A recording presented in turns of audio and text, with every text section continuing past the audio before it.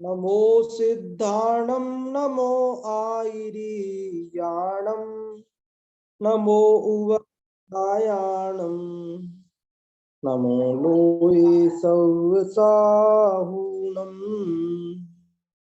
वीरं विशालनयनं रत्तुप्पलकोमलप्पसंपायं दिव्येण पणमियूण शीलगुणाणं निशामेह शीलगुणाणं निशामेह।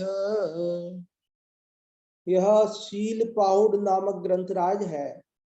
आचार्य कुंद कुंद देव के पंच परमागमों में जो अष्ट पाहुड़ है उसका 8वां और अंतिम पाहुड़ है शील पाहुड़। इसके पूर्व में हम पंच परमागमों को पूरी तरह से पढ़ चुके हैं, केवल यही बाकी रहा है शील पाहुड़ ही। समय सार, प्रवचन सार, पंचास्तिकाय नियम सार के बाद अपन ने जो ये अष्ट पाहुड़ प्रारंभ किया था उसमें पहला दर्शन पाहुड़, सूत्र पाहुड़, चारित्र पाहुड़, बोध पाहुड़, भाव पाहुड़ और मोक्ष पाहुड़ और लिंग पाहुड़, ऐसे 7 पाहुड़ हम पढ़ चुके हैं और ये 8वां शील पाहुड़ अपन ने कल ही प्रारंभ किया है। इसमें कल हमने पहली गाथा पढ़ी थी जिसमें मंगलाचरण था। मंगलाचरण में महावीर भगवान को नमस्कार किया गया था। कैसे हैं महावीर भगवान?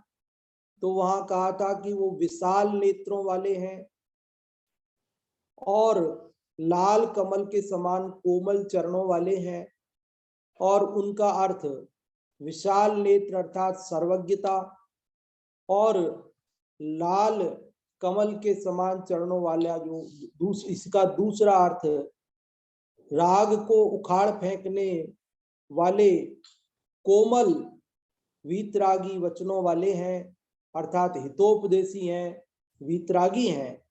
ऐसे महावीर भगवान को मैं प्रणाम करके शील के गुणों को कहूंगा। तो कहना प्रारंभ करते हैं दूसरी गाथा में। देखिए अपन पढ़ते हैं दूसरी गाथा। दूसरी गाथा में कह रहे हैं आगे शील का रूप तथा इससे ज्ञान गुण होता है वह कहते हैं। पढ़ते हैं दूसरी गाथा। शीलस्य यणाणस्य नत्थि विरोहो बुधेहिने दिट्ठो नवरीयशीलेन विना विषयाणां विनाशन्ति शीलस्य च ज्ञानस्य च नास्ति विरोधो बुधै निर्दिष्टः केवलं च शीलेन विना विषया ज्ञानं विनाशयन्ति। शील एवं ज्ञान में कुछ भी विरोध नहीं कहा शील बिन तो विषय विष से ज्ञान धन का नाश हो। ये दूसरी गाथा मूल प्राकृत आचार्य कुंद देव द्वारा रचित है। फिर उसका जो हिंदी छायानुवाद है, पद्यानुवाद, संस्कृत पद्यानुवाद, वो आचार्य अन्य के द्वारा किया गया है। और नीचे जो हिंदी पद्यानुवाद है ये डॉक्टर हुकमचंद जी भारेल साहब द्वारा किया गया है। अपन ने तीनों पढ़े हैं, पहले प्राकृत का, फिर संस्कृत छाया और फिर हिंदी पद्यानुवाद। प्राकृत से देखें मूल से। शीलस्य नाणस्य, शील के और ज्ञान के, नत्थि विरोहो, नत्थि मतलब नहीं है, विरोहो मतलब विरोध, कि शील और ज्ञान के विरोध नहीं है। बुधे ही निर्दिष्टो, बुधे ही मतलब बुद्धिमानों के द्वारा, ज्ञानियों के द्वारा, निर्दिष्टो निर्दिष्ट किया गया है, बताया गया है, कहा गया है। ज्ञानियों ने क्या कहा है कि शील और ज्ञान के विरोध नहीं है। नवरीय शीलेण बिना, और कह रहे हैं विशेष बात कि शीलेण बिना, शील के बिना, विषयाणाणम विनाशंति। विषय, 5 इंद्रियों के जो विषय हैं वे नाणम ज्ञान को विनाशंति विनष्ट कर देते हैं, नष्ट कर देते हैं, उसका नाश कर देते हैं। तो पूरी गाथा का क्या अर्थ हुआ कि ज्ञानियों ने ये कहा है कि शील के और ज्ञान के विरोध नहीं है, अर्थात ये दोनों अविरोधी हैं।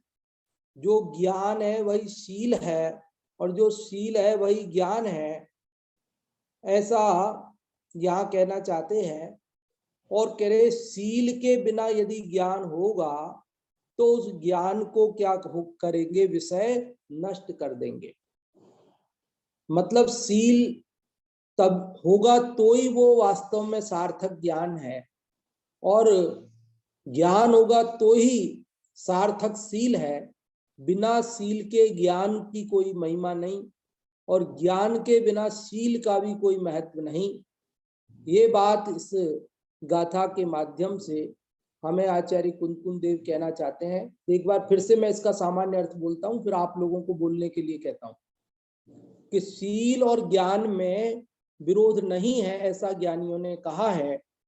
और बिना शील के जो ज्ञान होता है उसको विषय जो है नष्ट कर देते हैं। आप में से जो भी इस गाथा का पाठ करना चाहते हैं या अर्थ बताना चाहते हैं वे लोग रेज हैंड करें तो हम आपको अनम्यूट करेंगे। इसका पाठ करना चाहते हैं उनको पाठ करने के लिए, और जो अर्थ बताना चाहते हैं उन्हें अर्थ बताने के लिए। सबसे पहले लिपि जैन आपका रेज हैंड हुआ है, तो सबसे पहले आप ही अनम्यूट कर रहे हैं, हर्षिता जी करें।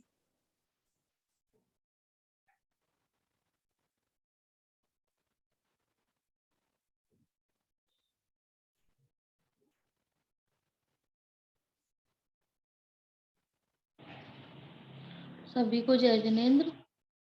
शीलस्याणाणस्य रतिविरोधोदेहिमृडितो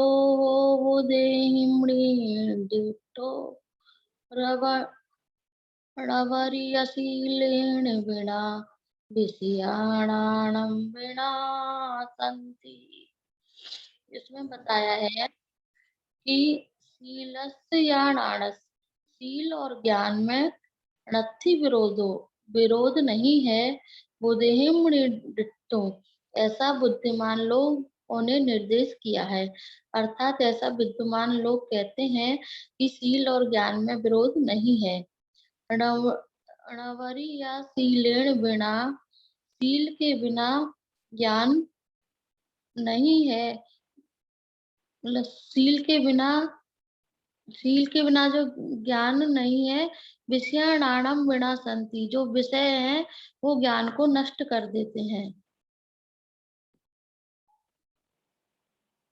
हाँ जी, बहुत अच्छा आपने बताया कि शील और ज्ञान के विरोध नहीं है, ऐसा ज्ञानियों ने बताया है।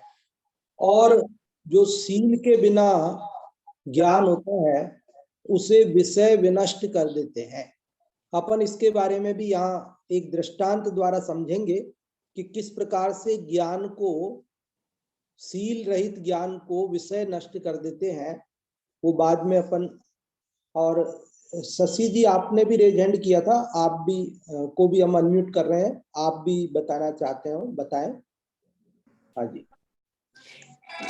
शीलस्य च ज्ञानस्य च नास्ति विरोधो बोध्ये निदिष्टा केवलं च शीलेस्य विना विषया ज्ञानम विष्यन्ति।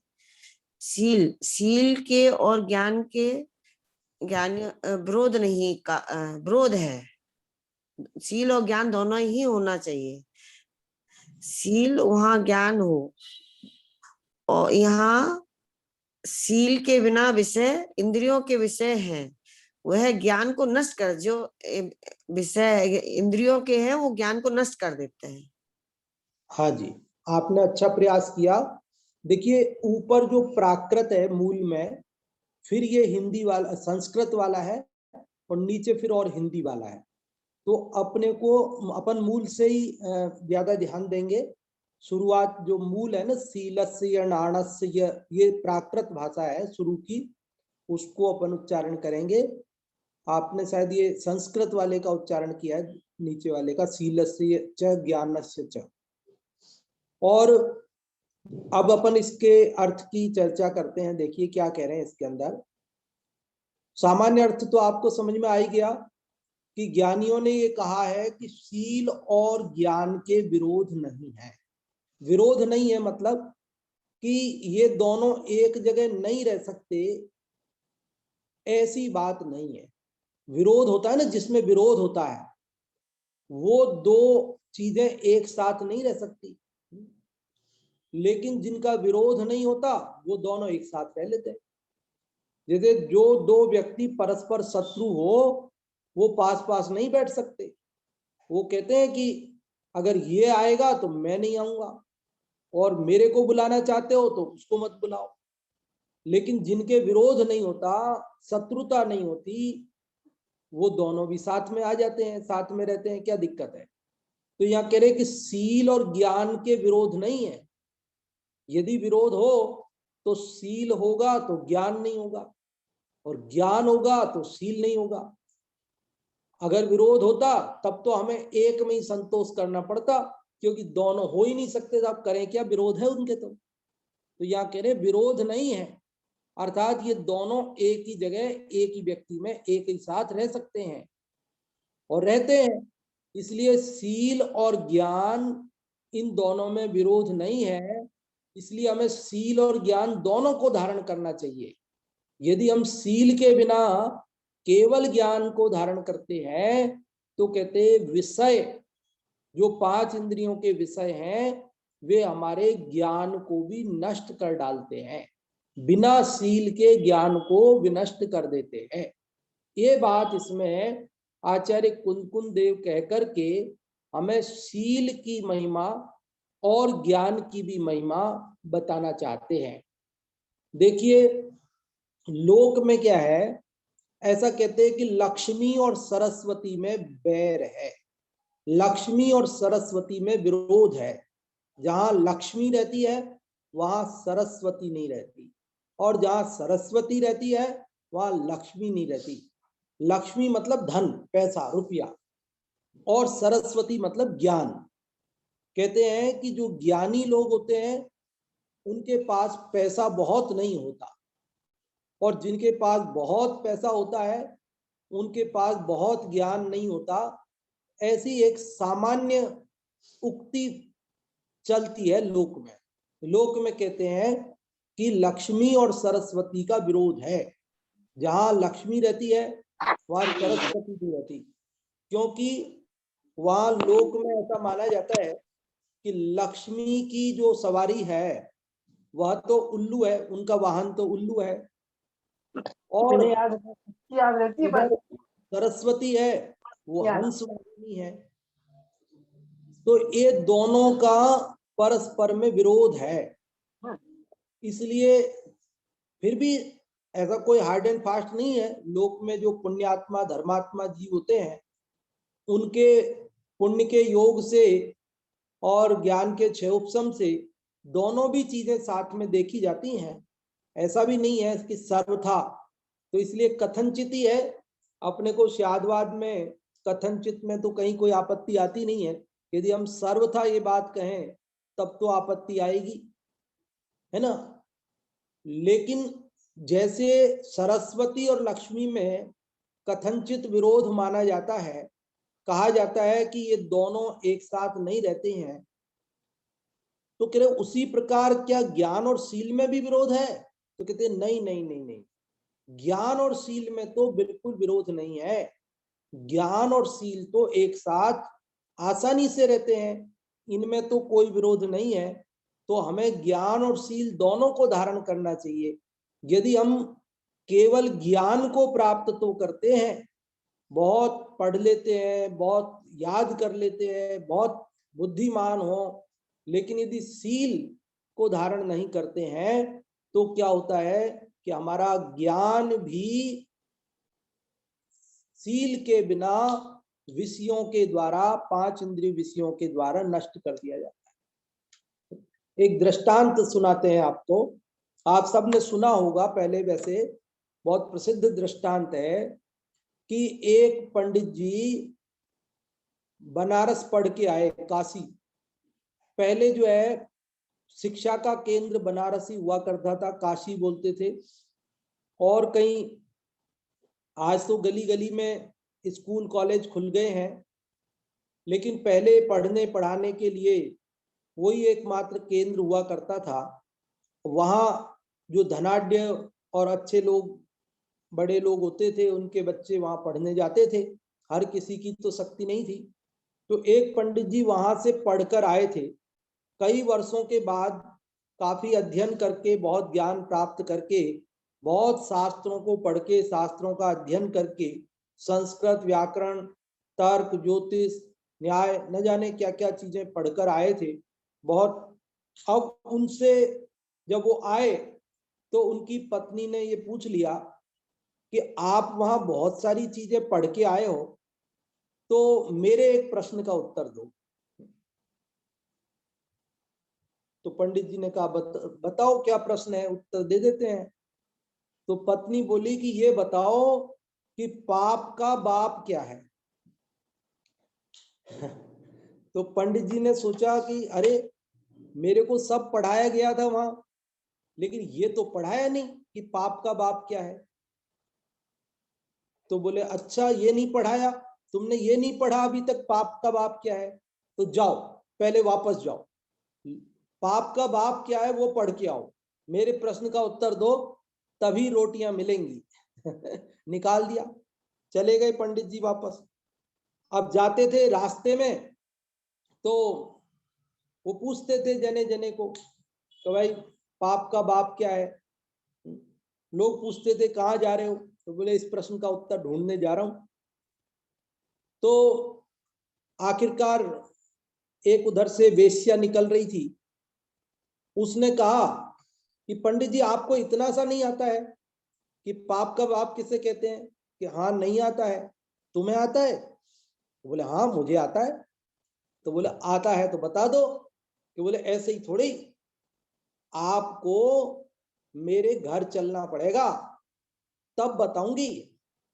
तो पंडित जी ने कहा कि देख, तू है वेश्या और मैं हूं पंडित, मैं तेरे घर नहीं जा सकता, तेरे को यहीं पे मेरे को इस प्रश्न का उत्तर बताना पड़ेगा।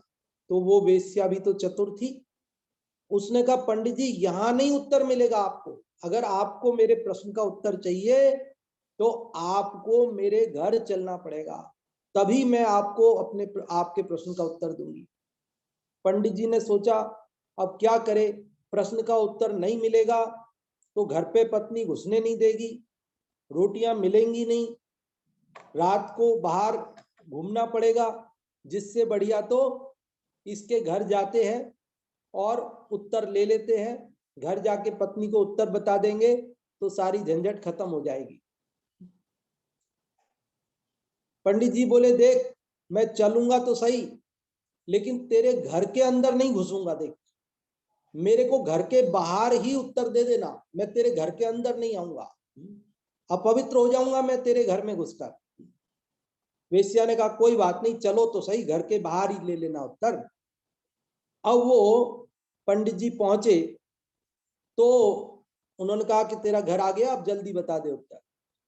तो वो बोली कि पंडित जी जब यहां तक चल के आए हो, थक गए हो, तो जरा आप रेस्ट कर लो, जरा पानी वानी पी लो, भोजन बना देती हूँ, भोजन कर लो, फिर मैं आपका उत्तर भी दे दूंगी और आप चले जाना। उसने कहा तूने मेरे को क्या समझा है, मैं तेरे कहने से यहां तक आ गया, अब मैं क्या तेरे हाथ का पानी पीऊंगा, मैं तेरे हाथ का खाना खाऊंगा, मैं तेरे घर में रेस्ट करूंगा, ये कदापि संभव नहीं है। तुम जल्दी से मेरे प्रश्न का उत्तर दो और मेरे को यहां से जाने दो। वेश्या ने कहा पंडित जी नाराज क्यों होते हो, आपको मैं 100 रुपया दूंगी, यहां कौन देखने वाला है, जरा आप मेरे घर को पवित्र कर दीजिए। आप जैसे महापुरुष का पैर पड़ेगा मेरे घर में तो मेरा घर पवित्र हो जाएगा, और फिर मैं 100 रुपए भी तो आपको देने वाली हूं। यहाँ कौन आपको जानता है, यहाँ कौन आपको देखने वाला है। पंडित जी ने भी सोचा सौदा बुरा तो नहीं है, 100 रुपये मिल रहे हैं। उस जमाने में 100 रुपए की बड़ी कीमत थी। तो लोभ आ गया पंडित जी के मन में। सोचने लगे कोई बात नहीं, 2 मिनट में घर के अंदर घुसता हूं, 100 रुपए भी मिल जाएंगे, उत्तर भी मिल जाएगा, झंझट खत्म होगा। पंडित जी अंदर गए, उन्होंने कहा कि ला जल्दी मेरे प्रश्न का उत्तर दे और 100 रुपए दे, मेरे को जाने दे। वो बोली कि अब आप घर में तो आ ही गए हो, 100 रुपए कहीं जाएंगे नहीं, मैं कोई जबान से पलटने वाली नहीं हूं, मैं 100 रुपए आपको दूंगी और आपके प्रश्न का उत्तर भी दूंगी। लेकिन मेरे घर आप पधारे, मेरा घर धन्य हो गया, मैं धन्य हो गई, और तुम मेरे हाथ का भोजन भी कर लो, मैं भोजन बना देती हूँ, तो मैं तुम्हें 1000 रुपए दूंगी। उसने सोचा कि अरे 1000 रुपए देगी और भोजन भी और प्रश्न का उत्तर भी, यहाँ कौन देखने वाला है। पंडित जी के मन में लालच आ गया, लोभ सवार हो गया, उन्होंने वो बात स्वीकार कर ली। मैं शॉर्ट में सुना रहा हूं, लंबी तो कितनी भी कर सकते हैं अपन। फिर आखिरकार उस वेश्या ने कहा कि अच्छा पंडित जी ऐसे करो, 1 ग्रास मेरे हाथ से खा लो तो मैं तुम्हें क्या करूंगी, 10,000 रुपए दूंगी, और साथ में आपके प्रश्न का उत्तर भी, और फिर आप चले जाना। उसने कहा अरे मूर्खा, तू समझती नहीं है, मैं तेरे घर आने वाला नहीं था, घर आ गया, तेरे घर में घुस गया, तेरा भोजन करना स्वीकार कर लिया, अब तू और क्या चाहती है। तेरे हाथ का ग्रास मैं कैसे खा सकता हूं, मैं नहीं खाऊंगा, मैं जा रहा हूं यहां से। तो वह बोली अरे पंडित जी आप नाराज क्यों होते हैं, यहाँ कौन देख रहा है, 1 ग्रास मेरे हाथ का खा लेंगे तो मैं 1 लाख रुपए दूंगी, आप प्लीज मेरे हाथ का 1 ग्रास खा लीजिए। तो पंडित जी ने भी सोचा कोई बात नहीं, एक चाटा पड़ा। और जैसे ही वह 1 ग्रास खिलाने के लिए उसने हाथ किया और पंडित जी को एक चांटा मार दिया। अब वो पंडित जी ने कहा अरे मूर्खा, ये क्या किया तूने। तो उसने कहा कि मैंने आपके प्रश्न का उत्तर दिया है। पंडित जी ने कहा मेरे प्रश्न का उत्तर कहां दिया। कि बोले आपको अपने प्रश्न का उत्तर नहीं मिला कि लोभ पाप को बाप बखानो, कि जिस अपवित्र स्त्री के घर में, जिस वेश्या के घर में आप कदम रखना भी पाप समझते हो, आप 100 रुपए के लालच में उस स्त्री के घर में पैर रखना स्वीकार किया, और जिस स्त्री के हाथ का आप अन्न जल ग्रहण नहीं करना चाहते थे, 1000 रुपए के लालच में उसे भी स्वीकार कर लिया, और 1 लाख रुपए के लालच में आपने उसके हाथ से खाने के लिए तैयार कर लिया। ये लोभ ही तो है जिसके कारण आपने ये जो नहीं करने योग्य कार्य था उसे करना स्वीकार किया। अर्थात लोभ ही पाप का बाप है। तो बंधुओं, इस दृष्टांत में से हमें यहां जो बात समझनी है, क्या समझनी है, कि ज्ञान तो था लेकिन सील नहीं था। तो वो सील के बिना का ज्ञान क्या हुआ कि वो विषय अर्थात जो रुपया पैसा आदि का लालच था ना, भोजन आदि का, उसने उस ज्ञान को नष्ट कर दिया। ज्ञान होते हुए भी सील नहीं होने से, यदि सील होता, संयम होता, सदाचार होता, चारित्र होता, तो वह कदापि इन सब शर्तों को स्वीकार नहीं करता। लेकिन चूंकि सील नहीं था, संयम नहीं था, चारित्र नहीं था, केवल सूखा ज्ञान मात्र था, इसलिए वह ज्ञान अवसर मिलते ही नष्ट हो गया। यही बात यहाँ कहना चाहते हैं कि देखो, शील और ज्ञान में विरोध नहीं है, दोनों धारण करो, क्योंकि शील के बिना ज्ञान व्यर्थ है और ज्ञान के बिना शील भी सम्यक नहीं होता है। दोनों का सुमेल अत्यंत आवश्यक है। अगर बिना शील के ज्ञान धारण किया जाएगा तो उसे विषय चोर बहु फिरत है, वो लूट लेंगे उसको, ज्ञान को। और यदि ज्ञान के बिना संयम शील धारण करेगा, चारित्र धारण करेगा, तो वह ज्ञान के बिना सम्यक नहीं होगा। इसलिए यहां कह रहे हैं कि ज्ञान पूर्वक शील और शील पूर्वक ज्ञान, ये दोनों का सुमेल पूर्वक धारण करना ही उचित है।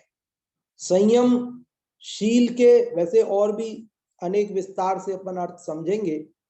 शील को सामान्य रूप से संयम आदि के रूप में भी हम कह सकते हैं। वैसे सम्यक दर्शन, ज्ञान, चारित्र, ये शील है। तो संयम उसको विशेष रूप से धारण करने के लिए और उसको विषय चोर चुरा नहीं लेवे, इसके लिए 10 लक्षण पूजन में भी दयानंद राय जी ने प्रेरणा दी। उन्होंने कहा, संयम रतन संभाल, विषय चोर बहु फिरत है। कि संयम रतन संभाल, विषय चोर बहु फिरत है। भैया संयम रूपी रत्न को संभालो, क्योंकि विषय रूपी चोर उसे लूटने के लिए तैयार खड़े हैं। उत्तम संयम गहु मन मेरे, भव भव के भाजे अघ तेरे, सुरग नरक पशु गति में नाही, आलस हरन करन सुख ठाही। क्या कह रहे हैं कि ये स्वर्ग नरक पशु आदि गतियों में तो नहीं मिलता है, संयम की पूर्णता तो एक मनुष्य पर्याय में ही संभव है। इसलिए तुम इसको आलस्य त्याग करके जरूर धारण करो, शील को धारण करो, सम्यक दर्शन ज्ञान पूर्वक चारित्र को धारण करो। ये बात, ये प्रेरणा हमें याद है।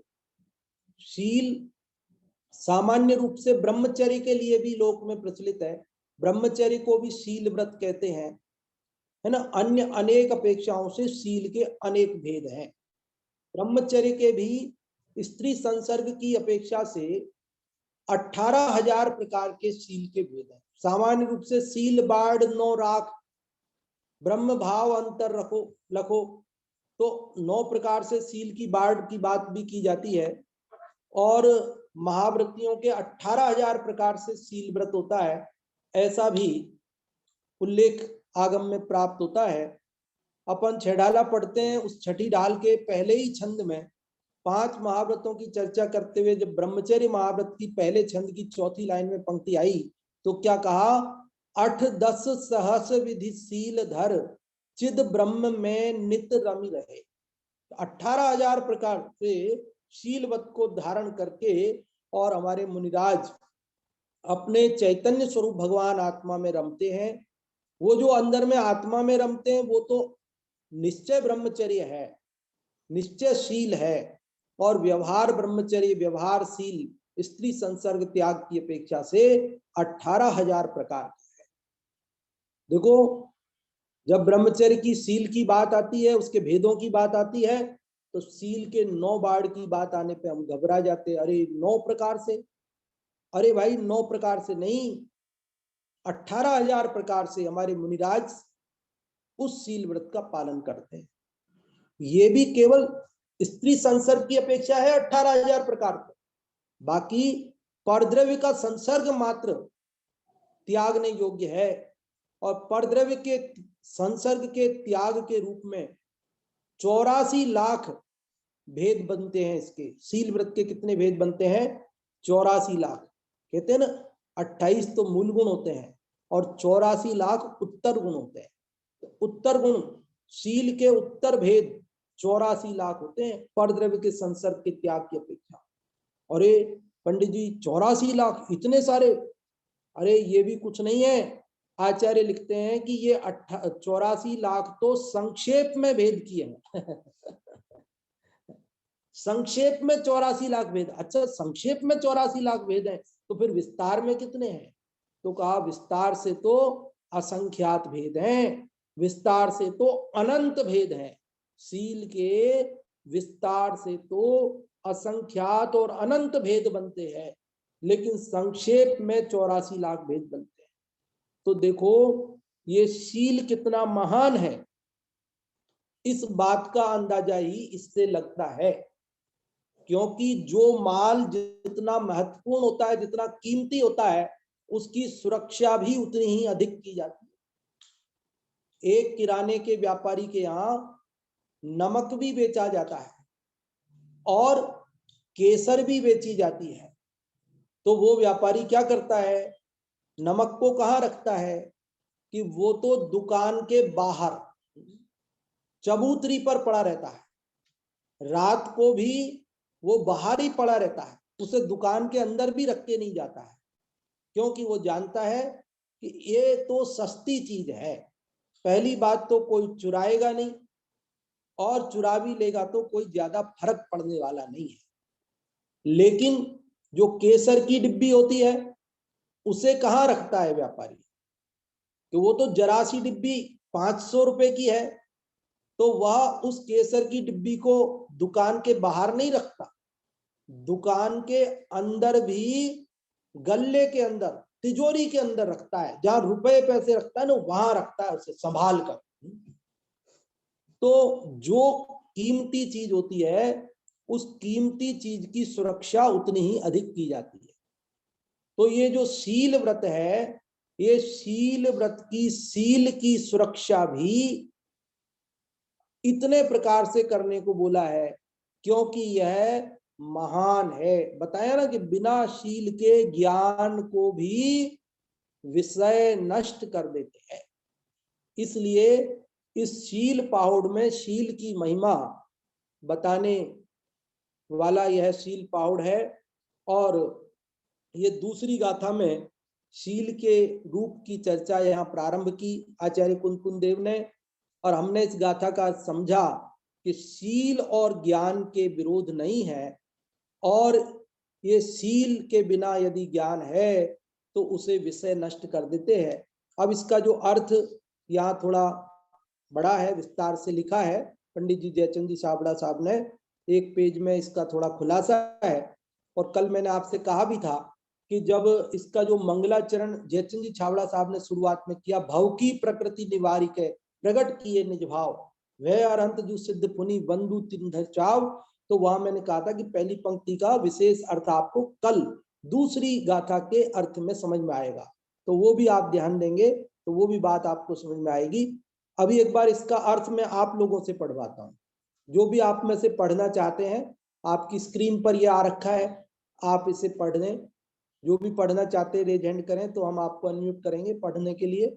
हाँ जी, हर्षिता जी आप किसी एक को करें अनम्यूट।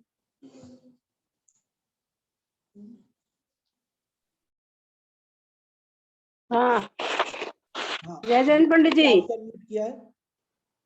हाँ, मेरा कर दिया ना। हाँ, पढ़ो। हाँ जी, हाँ, जय जिनेन्द्र। जय जिनेन्द्र। शील के और ज्ञान के ज्ञानियों के विरोध नहीं कहा। शील के और ज्ञान के ज्ञानियों ने विरोध नहीं कहा। ऐसा नहीं है कि यहाँ शील हो वहाँ ज्ञान ना हो, और ज्ञान हो वहाँ शील ना हो। यहाँ प्रवृत्ति शब्द विशेष विशेष है। वे कहते हैं शील के बिना विषय अर्थात इंद्रिय के विषय वे ज्ञान को नष्ट करते हैं, और ज्ञान को मिथ्यात्व राग द्वेष में अज्ञान रूप करते हैं। हाँ ऐसा देखिए, जानने में हाँ एक मिनट, अभी इतना समझते हैं, पहले एक एक पैराग्राफ पढ़ते हैं, समझते जाते हैं। देखो यहाँ पर कहा कि शील और ज्ञान के ज्ञानियों ने विरोध नहीं कहा। जहां शील हो वहां ज्ञान ना हो, और जहां ज्ञान हो वहां शील ना हो, ऐसा नहीं है। और विशेष बात इतनी है कि शील के बिना विषय अर्थात इंद्रियों के विषय हैं, वो ज्ञान को नष्ट करते हैं। ज्ञान को नष्ट करना मतलब ज्ञान को मिथ्यात्व राग द्वेषमय अज्ञान रूप करते हैं। बस यही गड़बड़ होती है कि ज्ञान में राग की धूल लगी है, ज्ञान में राग की और अज्ञान की, मिथ्यात्व की धूल लगती है तो वो ज्ञान अज्ञान कहलाता है। और जब ज्ञान में सम्यक्त्व और राग द्वेष के अभाव रूप परिणमन होता है तो वही सुशील कहलाता है, वही ज्ञान कहलाता है। दूसरा पैराग्राफ पढ़ने के लिए किसी अन्य को अनम्यूट करें। हर्षिता जी, शशि जी आपको अनम्यूट किया, दूसरे पैराग्राफ के लिए आप पढ़ें। यहाँ रवड़ी अर्थात विशेष है। वह कहते हैं शील के बिना विषय अर्थात इंद्रियों के विषय हैं। वह ज्ञान को नष्ट करते हैं, ज्ञान को मिथ्यात्व राग देश में अज्ञान रूप करते हैं। यहाँ ऐसा जानना कि शील नाम स्वभाव का प्रकृति का प्रसिद्ध है। आत्मा का सामान्य रूप से ज्ञान स्वभाव है। इस ज्ञान स्वभाव में अनादि कर्म संयोग से पर संग करने की प्रवृत्ति से मिथ्यात्व राग देश रूप परिणाम होता है। इसलिए ये ज्ञान की प्रकृति कुशील नाम को प्राप्त करती है। इससे संसार बनता है, इसलिए इसको संसार प्रकृति कहते हैं। इस प्रकृति को अज्ञान रूप कहते हैं। इस कुशील प्रगति से संसार पर्याय में अपनत्व मानता है तथा पर द्रव्यों में इष्ट अनिष्ट बुद्धि करता है। यह प्रगति पलटे तब मिथ्यात्व का अभाव कहा जाए। पैराग्राफ को समझ लेते हैं फिर आगे बढ़ते हैं। देखिए इस पैराग्राफ में क्या कहा कि शील मतलब स्वभाव, शील मतलब प्रकृति। तो स्वभाव जो आत्मा का स्वभाव है, ज्ञान स्वभाव, उसको शील कहते हैं। लेकिन अब शील के दो भेद हो जाते हैं, एक कुशील और एक सुशील। कुशील कब हो जाता है? जब वो मिथ्यात्व राग द्वेष रूप परिणमन करता है तो वो कुशील नाम को प्राप्त करता है। और जब वही ज्ञान मिथ्यात्व राग द्वेष को छोड़ देता है तो वही सुशील बन जाता है। ये अगले पैराग्राफ में बात आएगी। इस पैराग्राफ में ये बात बताई कि जो हमारा शील मतलब स्वभाव जो अपना ज्ञान स्वभाव है वो अनादि कर्म के संयोग से मिथ्यात्व राग द्वेष रूप परिणमन कर रहा है तो वह कुशील कहलाता है और इससे संसार परिभ्रमण होता है। तो कल जो मंगलाचरण था उसमें क्या था? भव की प्रकृति निवारक। तो भव की प्रकृति संसार का स्वभाव क्या है? संसार का कारण क्या है कि ये विभाव रूप परिणमन, ज्ञान का मिथ्यात्व राग द्वेष के साथ परिणमन करना, ये संसार का कारण है। और जिन्होंने इसका निवारण किया और प्रकट किए निज भाव, जो सुशील है, सम्यक्त्व और राग द्वेष के त्याग पूर्वक जो स्वभाव ज्ञान प्रवर्तता है वो मुक्ति का कारण है, वो सुशील है। ये बात अगले पैराग्राफ में आ रही है। आप में से जो भी पढ़ना चाहते हैं, हर्षिता जी किसी अन्य को करें अनम्यूट।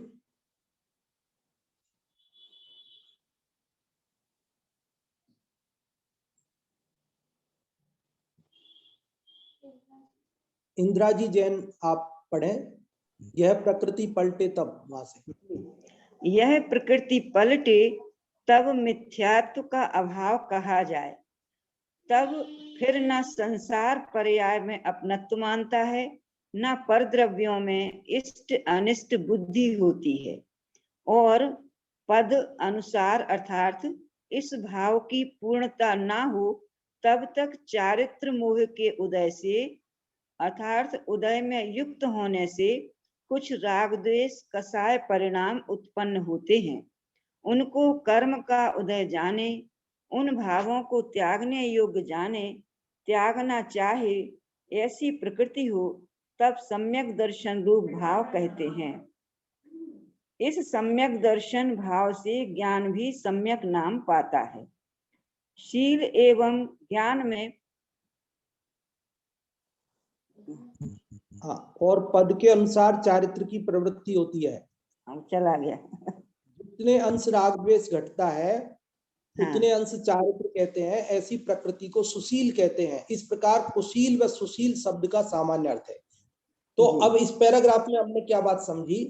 देखो अभी तक क्या बात अपन समझ चुके कि एक तो हमने समझा शील मतलब स्वभाव, जो आत्मा का स्वभाव है ज्ञान।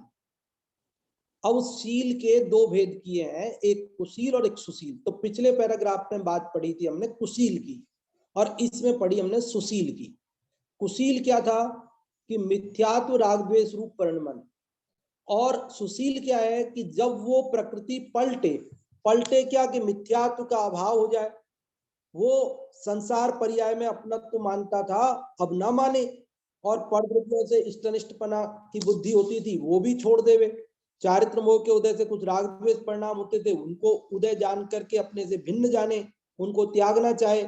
सम्यक दर्शन भाव इसी को कहते हैं, और सम्यक दर्शन भाव से ज्ञान भी सम्यक हो जाता है, और धीरे धीरे राग द्वेष की प्रवृत्ति भी भूमिका अनुसार घटती जाती है। चारित्र उसको कहते हैं, और इसी सम्यक दर्शन ज्ञान चारित्र सहित परिणमन का नाम सुशील है। तो कुशील और सुशील दोनों का आपको समझ में आया होगा।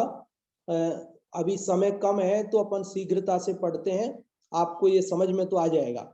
अगला पैराग्राफ जो भी आप में से पढ़ना चाहते हैं, कौन पढ़ रहे हैं? हर्षिता जी आप करें अनम्यूट किसी को। सामान्य रूप से विचारे तो ज्ञान ही कुशील है और ज्ञान ही सुशील है। इसीलिए इस प्रकार कहा है कि ज्ञान के और शील के विरोध नहीं है। जब संसार प्रकृति पलटकर मोक्ष सन्मुख प्रकृति हो तब सुशील कहते हैं। इसलिए ज्ञान में और शील में विशेष नहीं कहा है। यदि ज्ञान में सुशील न आवे तो ज्ञान को इंद्रियों के विषय नष्ट करते हैं, ज्ञान को अज्ञान करते हैं, तब कुशील नाम पाता है। बहुत अच्छा हर्षिता जी आपने पढ़ा कि सामान्य रूप से तो ज्ञान जो है उसको कुशील और ज्ञान ही सुशील है। इसलिए इस प्रकार कहा है कि ज्ञान के और शील के विरोध नहीं है, क्योंकि जब संसार प्रकृति पलटकर मोक्ष सन्मुख प्रकृति हो तब वही सुशील कहलाता है। इसलिए ज्ञान में और शील में विशेष नहीं कहा। यदि ज्ञान में सुशील नहीं आवे तो अगर शील नहीं होगा तो क्या होगा कि ज्ञान को इंद्रियों के विषय नष्ट करते हैं, ज्ञान को अज्ञान करते हैं, तब कुशील नाम पाता है वो। ये सारी चर्चा तो मैं वैसे आपको मूल गाथा के माध्यम से बता चुका हूं, एक बार आपको केवल रीडिंग करवा रहा हूं। अगला पैराग्राफ जो भी आप में से पढ़ना चाहते हैं, हर्षिता जी आप देखें, किसी को अनम्यूट करें। यहाँ मुझे गाथा में ज्ञान अज्ञान का सुशील कुशील का नाम तो नहीं कहा, ज्ञान और शील ऐसा ही कहा है। इसका समाधान, पहले गाथा में ऐसी प्रतिज्ञा की है कि मैं शील के गुणों को कहूंगा। अतः इस प्रकार जाना जाता है कि आचार्य के आश्रय में सुशील ही के कहने का प्रयोजन है। सुशील ही को शील नाम से कहते हैं, शील बिना कुशील कहते हैं। आज यहाँ जयचंद जी छाबड़ा साहब को लगा कि भाई कोई ये सोचेगा कि भाई मूल गाथा में तो शील शब्द आया था, कुशील सुशील ऐसा कुछ आया नहीं, और ज्ञान अज्ञान ऐसे अज्ञान ऐसा कहा नहीं, वहां केवल ज्ञान शब्द आया था। तो ये अपने मन से ही अर्थ कर रहे हैं क्या? तो इसलिए जयचंद जी छाबड़ा साहब कह रहे हैं कि भाई यहाँ कोई हमसे ये पूछे भाई ज्ञान अज्ञान सुशील कुशील ये तो मूल गाथा में कहीं आए नहीं थे, वहां तो ज्ञान और शील दो ही शब्द आए थे, आपने चार कर दिए, ज्ञान अज्ञान सुशील कुशील, तो ये क्या बात है? तो उन्होंने कहा कि पहली गाथा में जब मंगलाचरण में उन्होंने ये प्रतिज्ञा की थी मंगलाचरण के बाद कि मैं शील के गुणों को कहूंगा, तो शील के गुणों को कहूंगा मतलब शील दो तरह का है, शील के गुण है और दुर्गुण है। तो जो दुर्गुण युक्त है वो कुशील है, और जो गुण युक्त है वो सुशील है। तो कह रहे वो गुणों को कहना चाहते हैं, इसका मतलब सुशील की चर्चा करना चाहते हैं, इससे हमें पता चलता है। और इसीलिए हमने अर्थ करते समय कुशील सुशील ऐसे दो भेद करके आपको समझाया, ऐसा वो कहना चाहते हैं। अब एक और पैराग्राफ है, वो आप में से जो भी पढ़ना चाहते हैं प्रेजेंट कर सकते हैं, और हर्षिता जी देखें किसी एक को अनम्यूट करें। यहाँ गुण शब्द उपकार वाचक लेना तथा विशेष वाचक लेना शील से उपकार होता है, शील के विशेष गुण हैं वह कहेंगे। इस प्रकार ज्ञान में जो शील ना आवे तो कुशील होता है। इंद्रिय के विषयों में आसक्ति होती है, तब वह ज्ञान नाम नहीं प्राप्त करता, इस प्रकार जानना चाहिए। व्यवहार में शील का अर्थ स्त्री संसर्ग वर्जन करने का भी यह है, अतः विषय सेवन का ही निषेध, पर द्रव्य मात्र का संसर्ग छोड़ना, आत्मा में लीन होना, वह परम ब्रह्मचर्य है। इस प्रकार ये शील होता, इस प्रकार शील ही के नामांतर जानना। आगे हाँ जी। कहते, हाँ जी, बस आगे तो तीसरी गाथा प्रारंभ होगी, उसकी उत्थानी का है, वो अपन कल पढ़ेंगे। अभी इसकी चर्चा थोड़ी सी और करते हैं, 2-3 मिनट है अपने पास में। देखो क्या कह रहे हैं इसके अंदर कि गुण शब्द उपकार वाचक लेना, विशेष वाचक कहा ना, शील के गुणों को कहेंगे। तो शील के गुण अर्थात जो सुशील है उसकी चर्चा करेंगे। ये इंद्रियों, अगर ज्ञान में शीलपना नहीं आया तो वो कुशील रूप होता है और इंद्रियों के विषयों में आसक्ति रहती है, तब वो ज्ञान भी ज्ञान नाम नहीं पाता है ना। जगत में ऐसा ही होता है कि ज्ञान होने पर भी वो परिणमन उस रूप नहीं करे सम्यक, तो उसे ज्ञानी नहीं कहा जाता है, ज्ञान नहीं कहा जाता है। और व्यवहार में शील का अर्थ जो जगत में प्रचलित है उसकी भी बात की कि स्त्री संसर्ग वर्जन, उसको ही मात्र शील समझा जाता है। तो हाँ वो भी है, उसका भी त्याग करने की बात है। अतः विषय सेवन का निषेध है और परद्रव्य मात्र का संसर्ग छोड़ना है। और छोड़कर क्या करना है कि अपना जो आत्मा है उसमें लीन होना है। तो अपने आत्मा में लीन होना वो परम ब्रह्मचर्य है, वो परम शील है। और बाहर में विषय आदि का परद्रव्य का संसर्ग छोड़ना वो भी शील का रूप है। इस प्रकार ये शील ही के नामांतर हैं। ब्रह्मचर्य ये सब शील के ही नाम अर्थात पर्यायवाची नाम है। तो अब समय तो अपना हो गया। आज अपन ने क्या पढ़ा, इस शील पाहुड़ की दूसरी गाथा पढ़ी। और इस दूसरी गाथा में क्या बात पढ़ी कि ज्ञानियों ने ये कहा है कि शील और ज्ञान के विरोध नहीं है, इसलिए हमें शील और ज्ञान दोनों को धारण करना चाहिए। ज्ञान पूर्वक शील को और शील सहित ज्ञान को धारण करना चाहिए। यदि हम ज्ञान के बिना शील धारण करते हैं तो वह सम्यक नहीं होता है, और शील के बिना ज्ञान धारण करते हैं तो वह ज्ञान भी सम्यक नहीं होता है। वो ज्ञान भी विषय चोरों के द्वारा लूट लिया जाता है। शशि जी का रेज हैंड हुआ है, एक बार हम उनको सुन लेते हैं वो क्या कहना चाहते हैं, फिर उसके बाद दूसरी कक्षा चलेगी जय कुमार जी साहब की। शशि जी आपको अनम्यूट किया जा रहा है, आप बताएं क्या कहना चाहते हैं।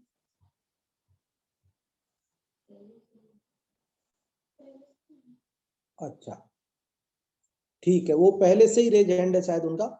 तो अभी अपन आमंत्रित करते हैं सन्मति संस्कार संस्थान से पंडित जी जय कुमार जी साहब कोटा को, आप पधारें और दूसरी कक्षा जो आपकी चलती है उसे प्रारंभ करावें।